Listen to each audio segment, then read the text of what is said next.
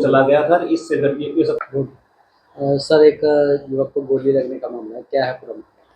इस घटना में कल 2 तारीख को शाम करीब 4-5 बजे के आसपास में ग्वालपाड़ी पुलिस चौकी की टीम के पास एक इन्फॉर्मेशन आई थी कि उनके एरिया में कोई गोली चलने की घटना हुई है। तो जिसके बेस पर पुलिस जब स्पॉट पर पहुंची और उनके द्वारा पूछताछ करने पर पाया गया कि ये बेसिकली एक परिवार का आपसी झगड़ा था और जो झगड़े की जो पीछे की वजह थी, इन परिवार की कोई ज़मीन थी जो विक्टिम ये क्लेम कर रहा है कि इनकी ज़मीन थी और इस ज़मीन पर कुछ व्यक्ति रेडी लगाते हैं और दूसरे पक्ष के द्वारा इन रेडी वालों से कुछ पैसा इकट्ठा करने की कोशिश की गई। तो ये पीड़ित और ये आरोपी पक्ष है, दोनों एक ही परिवार के सदस्य हैं।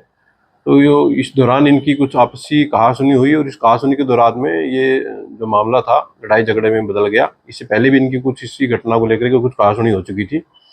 घटना के दिन ये जब झगड़ा स्टार्ट हुआ तो एक व्यक्ति के द्वारा एक वेपन के साथ में विक्टिम के ऊपर फायर किया गया और एक कुछ अन्य जो व्यक्ति थे उनके द्वारा गाड़ी से टक्कर मारने की कोशिश की गई। पुलिस के द्वारा तुरंत इसमें एफआईआर रजिस्टर कर ली गई थी। एफआईआर रजिस्टर करने के बाद इसमें एक एक्यूज को पुलिस के द्वारा अरेस्ट कर लिया गया है।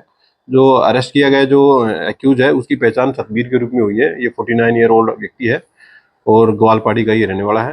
फर्दर जो केस की इन्वेस्टिगेशन की जा रही है, जो भी अन्य व्यक्ति इसमें पेंडिंग है उनको भी शीघ्र से शीघ्र अरेस्ट करके मामले में फर्दर लीगल कार्रवाई पूरी की जाएगी। जो आरोपी अरेस्ट किया गया है उसका विक्टिम से जो है क्या नाता है?